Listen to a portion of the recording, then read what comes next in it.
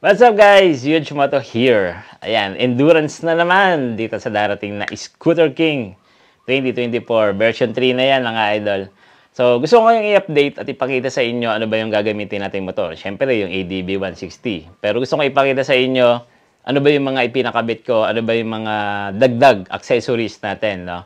Na tingin ko ay makakatulong sa atin sa darating na endurance mga idol. Ngayong weekend na yan. Second time natin dito sa Scooter King, kaya excited ako mga idol. So, tara, samahan niyo ako. Papakita ko sa inyo kung ano yung mga ikinabit, ano na yung bagong itsura ngayon ni ADB 160 na wala pa siyang pangalan. Let's go! Alright, so ito na yung ating ADB 160 na matte black. Yan yung napili natin, no?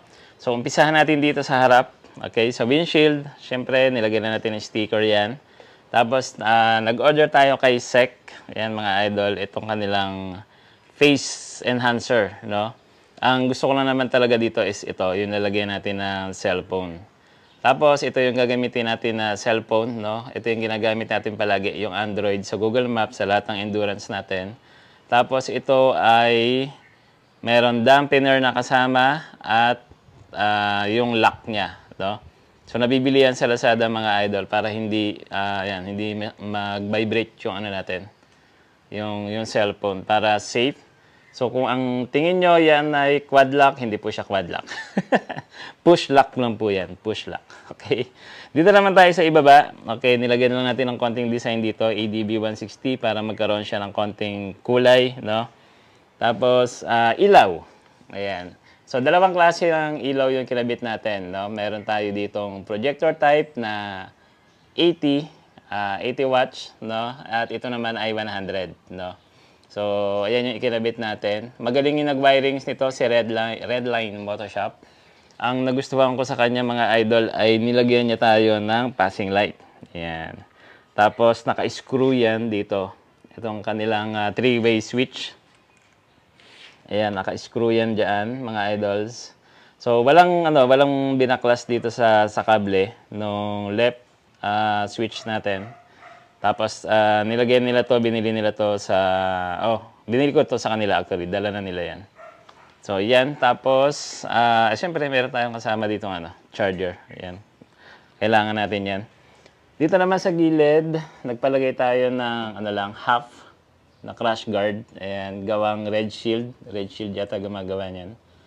Ayan, dala na rin to nila Redline, no, nung pumunta sila dito. So, kinabitan nila yan. Tapos, dito naman sa likod, ito ay 28 liters lang, mga idol. So, hindi na natin nilakihan yung dala natin na top box, no, para hindi mabigat sa likod. Para safe pa din, for safety. And ito, nabili ko lang ito sa Lazada. Ayan. Ganda, no? Astig. Ayan. So, medyo mabigat lang siya. Tapos, leather pa rin. Meron siyang dalawang bulsa dito. Tapos, dito din leather. Ayan. So, dito tayo maglalagay siguro ng mga bag natin. No? Yung bag natin nalalagay ng stickers. So, simply, ayan. Simple setup lang.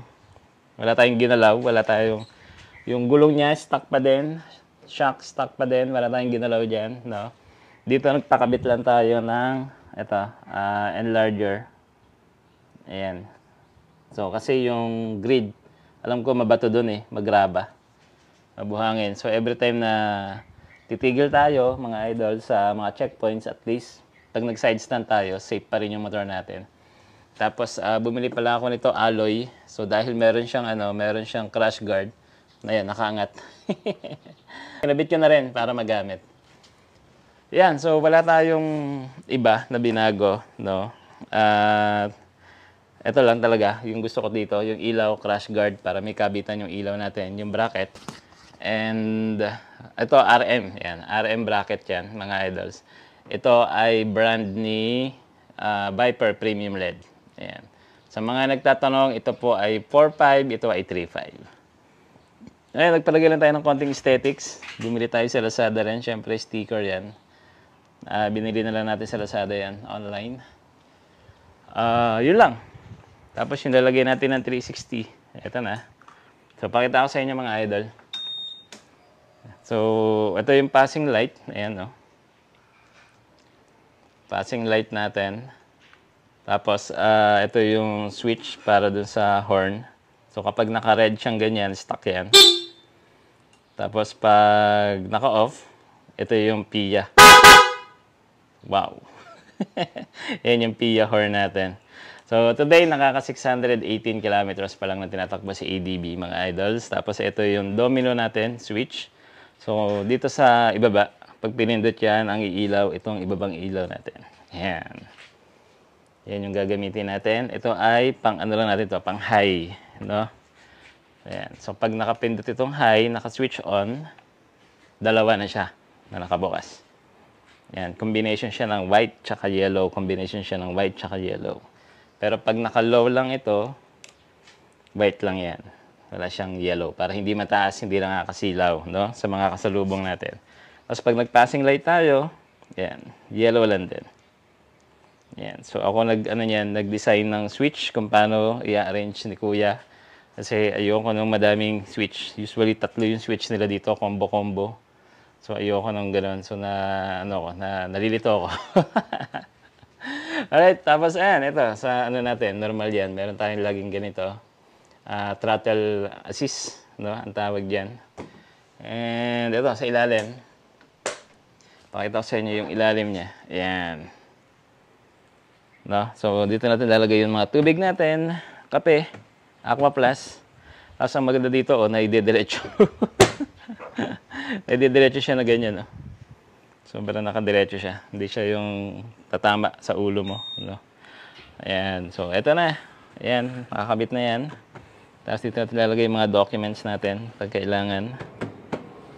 Okay? Kaya hindi natin kailangan ng malaking top box. Kasi dito pa lang, sa ilalim, madami na tayong mailalagay. Okay? And, yun. Tapos yung wiring, maganda mag-wiring si Redline, no? Maganda yung mga nilagay niya dito. Ayan. Diretso yan dyan. So, binuksan ko din to. Tinignan ko yung loob kung paano sila nag-wiring. Okay naman. So, alright. Kita-kits na tayo sa darating na Scooter King. Pakita ko sa inyo yung helmet na gagamitin ko. Okay, ito naman yung gagamitin natin na helmet. Ito, ayan. Powered by ERCP. Okay. Ayan, ERCP helmet yan.